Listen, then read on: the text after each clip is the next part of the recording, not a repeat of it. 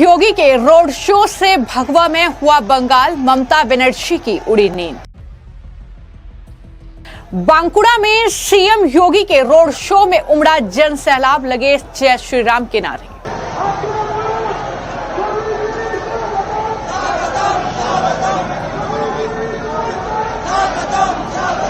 CM योगी गरजे, कहा 4 मई के बाद टीएमसी के गुंडे नाक रगड़कर मांगेंगे माफी की भीख। बीजेपी की डबल इंजन सरकार लेके आई है।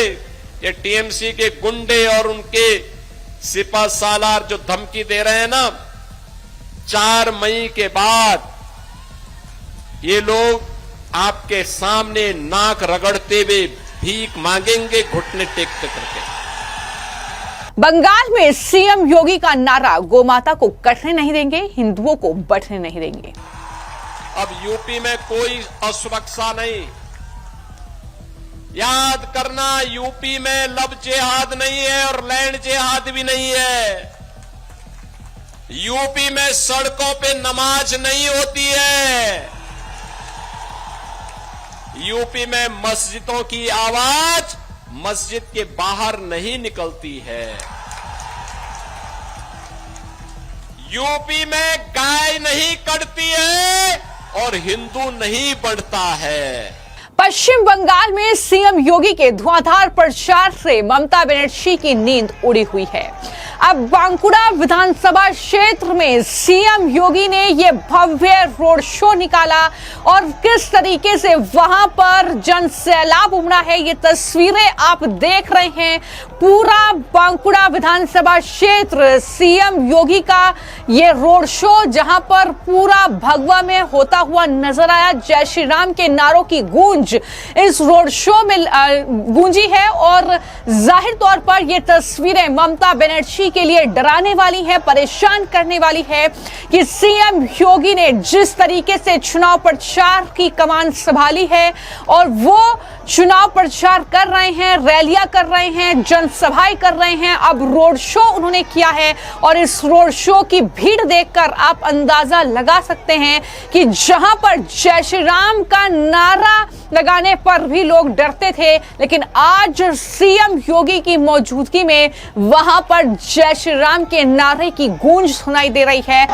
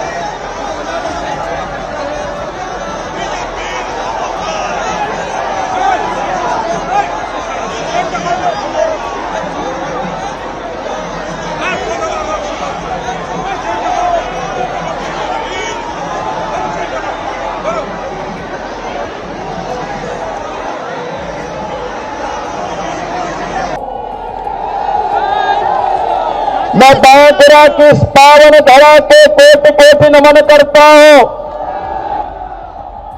बहनों और भाइयों, बंगाल भारत की कल्चरल कैपिटल के रूप में जानी जाती है। टीएमसी, कांग्रेस और कम्युनिस्टों ने इसकी इस पहचान को मिटाया है।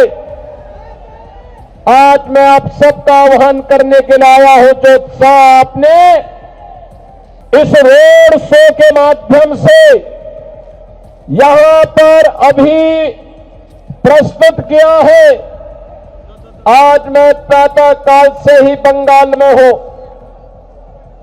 प्रातःकालीन में मैं उत्तरी बंगाल में कूच बिहार में था, जलपाईगुड़ी में था। यही उत्साह, यही उमंग वहां पर भी, और यही उत्साह और उमंग को देख करके मैं कह सकता हूं, अब 4 मई को टीएमसी का अंधेरा छटेगा।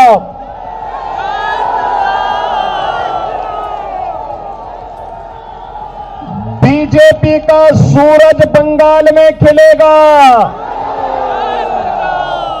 और कमल खिलेगा। ये बार खेला शेष, उन्नयन शुरू। मैं कहूंगा ये बार खेला शेष, आप कहेंगे उन्नयन शुरू। ये बार खेला शेष, ये बार खेला शेष। पलटानो दौड़कर, पलटानो दौड़कर, आमार सोनार बांग्ला, टीएमसी मुक्तो बांग्ला। आमार सोनार बांग्ला, आमार सोनार बांग्ला। आप सबसे मेरी अपील है, एक सुरक्षित, समृद्ध और भारत की इकोनॉमी में ग्रोथ इंजन के रूप में कार्य करने वाले बंगाल के लिए भारतीय जनता पार्टी के प्रत्याशी श्री नीलाद्रि शेखर दाना को भारी बहुमत से विजयी बनाने की अपील आप सबसे करने के लिए मैं यहां आया हूं। बीजेपी का मतलब सुरक्षा, बीजेपी का मतलब हर व्यक्ति को, नौजवान को रोजगार, अन्नदाता किसान को उसकी उपज का अच्छा दाम, हर बहन और बेटी को सुरक्षा, आपकी विरासत का संरक्षण और विकास के कार्यों में डबल इंजन की स्पीड। और उस डबल इंजन सरकार के लिए बीजेपी का आना जरूरी है, और इसके लिए बीजेपी के लिए आप सबसे अपील करने के लिए मैं आज आपके बीच आया हूं। आपके उस उत्साह के लिए अभिनंदन, आप सबके प्रति मेरी शुभकामनाएं। मेरे साथ बोलेंगे जय श्री राम, जय जय श्री राम। तो जाहिर तौर पर सीएम योगी ने इससे पहले बंगाल में जलपाईगुड़ी में जो रैली की, वहां पर यह साफ तौर पर जिक्र किया कि आप जो है जय श्री राम का नारा बंगाल में नहीं लगा सकते, आपको डर लगता है। लेकिन आज स्थितियां बदल रही हैं और आने वाले वक्त में जब बीजेपी सत्ता में होगी तो और स्थितियां बदलेंगी। 4 मई के बाद टीएमसी के गुंडे नाक रगड़कर माफी मांगेंगे, ये साफ तौर पर सीएम योगी ने कहा। साफ संदेश बंगाल से दिया कि महिलाओं के हक पर ममता बनर्जी चुप रही, लेकिन घुसपैठियों की आप पैरवी कर रही हैं क्यों? आधी आबादी का अधिकार रोका गया, गरीबों का हक छीनकर बांग्लादेशी घुसपैठियों को क्यों देना चाहता है विपक्ष? ये सारे सवाल सीएम योगी ने इस जनसभा में उठाए, इस रैली में उठाए और ये कहा कि बंगाल की धरती को मौलाना और मौलवियों के फतवे की धरती हम नहीं बनने देंगे। तो क्या क्या बयान सीएम योगी ने दिए, किस तरीके से जलपाईगुड़ी की जनता से बीजेपी के जो उम्मीदवार थे उनके पक्ष में वोट की अपील की सीएम योगी ने, सुनिए। सभाओं में कम से कम 33% महिलाओं का प्रतिनिधित्व होना चाहिए, इतनी सीटें नहीं बढ़नी थी। लेकिन टीएमसी, कांग्रेस और कम्युनिस्टों ने नहीं पास होने दिया, प्रस्ताव को गिरा दिया। ये इनकी मां के प्रति और माटी के प्रति क्या व्यवहार है? बांग्लादेशी घुसपैठियों को घुसा करके सनातन के ऊपर प्रहार करवाना, अराजकता पैदा करना, अव्यवस्था पैदा करना। बेटी असुरक्षित है, व्यापारी असुरक्षित है, भय का माहौल है, पर्व और त्योहार के पहले उपद्रव हो जाता है, कर्फ्यू लगता है, कोई सुरक्षित नहीं। बहनों और भाइयों, जो स्थिति आज बंगाल की है, यही स्थिति 2017 के पहले उत्तर प्रदेश की भी हुआ करती थी। उत्तर प्रदेश में 17 के पहले वहां पर दंगे होते थे, कर्फ्यू लगता था, पर्व और त्योहार के पहले उपद्रव होता था, निर्दोष हिंदुओं को झूठे मुकदमों में फंसाया जाता था, जय श्री राम का नारा नहीं लगा सकते थे, दुर्गा पूजा नहीं कर सकते थे, अराजकता चरम पर थी, विकास कार्य ठप थे, गरीबों को कोई योजना का लाभ नहीं मिलता था। 2017 में यूपी के अंदर मोदी जी के आह्वान पर डबल इंजन की बीजेपी की सरकार बनी। डबल इंजन की बीजेपी की सरकार का मतलब क्या होता है? यूपी में जाकर के देखो, यूपी में जाकर के देखो, आज वहां पे न कर्फ्यू है न दंगा है, यूपी में सब चंगा है। अब यूपी में कोई असुरक्षा नहीं। याद करना, यूपी में लव जिहाद नहीं है और लैंड जिहाद भी नहीं है। यूपी में सड़कों पे नमाज नहीं होती है। यूपी में मस्जिदों की आवाज मस्जिद के बाहर नहीं निकलती है। यूपी में गाय नहीं कटती है और हिंदू नहीं बढ़ता है। परिणाम क्या है? वहां नौजवान के हाथ को काम है, अन्नदाता किसान खुशहाल है, बेटी सुरक्षित है और अयोध्या में भव्य राम मंदिर का निर्माण है। और यही तो हमें बंगाल के अंदर भी करना है। बंगाल की धरती को मौलाना और मौलवियों की फतवे की धरती नहीं बनने देना है। तो योगी आदित्यनाथ ने बंगाल की रैली में बड़े दावे किए और कहा कि गोमाता को कटने नहीं देंगे, हिंदुओं को बचने नहीं देंगे। और ये जो मौलाना मौलवी हैं, दरअसल इनके फतवे इस धरती पर नहीं बनने देंगे, ये सारी बातें कही। उन्होंने कहा कि ये वंदे मातरम की भूमि है, ये काली माता की भूमि है, ये मां दुर्गा की भूमि है। ये सारी चीजों का जिक्र सीएम योगी ने किया और क्या कुछ कहा, सुनिए। याद करिए, यूपी में आलू का दाम हम वहां पे 15 से लेकर के 20 रुपया किसान को दे रहे हैं और यहां 1 रुपए से 1.5 रुपए किसान को मिल रहा है।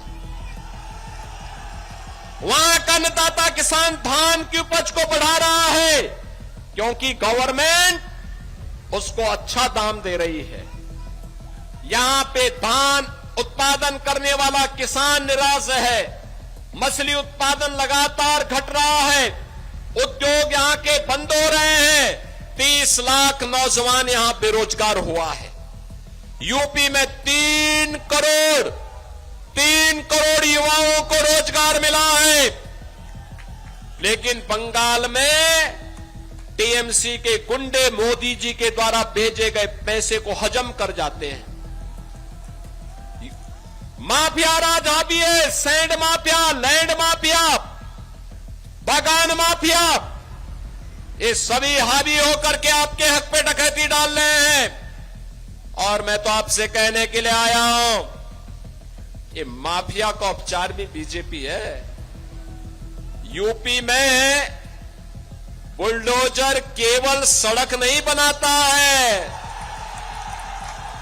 ये माफिया गुंडे और दंगाइयों की हड्डी पसली को भी एक करता है सड़क के साथ में। और ये केवल बीजेपी कर सकती है। और इसीलिए हम चाहते हैं कि बीजेपी की यहां पे सरकार बने और बीजेपी की सरकार बनाने के लिए नरेश राय को यहां से विजयी बना करके भेजना पड़ेगा। नरेश राय को विजयी बना के भेजेंगे। बहन और भाइयों, बीजेपी का मतलब गौ माता को कटने नहीं देंगे और हिंदुओं को बंटने नहीं देंगे, इसकी गारंटी। आपके हक पर कोई घुसपैठिया आकर के कब्जा नहीं कर पाएगा, कोई कब्जा नहीं कर पाएगा। याद करिए, ममता दीदी को तो हिंदुओं से और जय श्री राम से चिढ़ जैसी हो गई है। जैसे उन्होंने कल संसद में आदि आबादी को मिलने वाले हक का विरोध किया, ऐसे ही उन्होंने सीए के दौरान सिटीजनशिप अमेंडमेंट एक्ट का भी विरोध किया था। Citizenship amendment act Bengal, Bangladesh के अंदर जो बंगाली हिंदू है, बौद्ध है, जैनी है, सिख है, अगर वहां प्रताड़ित होकर के भारत के अंदर कहीं रह रहा है तो उसको वहां पर मोदी जी ने प्रावधान किया है कि वहां की नागरिकता भी देंगे और उसको जमीन का लैंड भी देंगे। अभी मैं पिछले सप्ताह ही उत्तर प्रदेश के अंदर 1056 परिवारों को कब्जा दिया हूं, नागरिकता दिया हूं, जिन्हें बंगाल से निकाला गया था। सीए का विरोध टीएमसी, कांग्रेस, कम्युनिस्टों के द्वारा किया गया, लेकिन हिंदू कहीं भी होगा दुनिया के अंदर, हमारी सरकार, डबल इंजन की सरकार उसके साथ मजबूती के साथ खड़ी रहेगी, उसकी सुरक्षा करेगी। और इसीलिए आज मैं आपसे कहने के लिए आया हूं, बंगाल की धरती को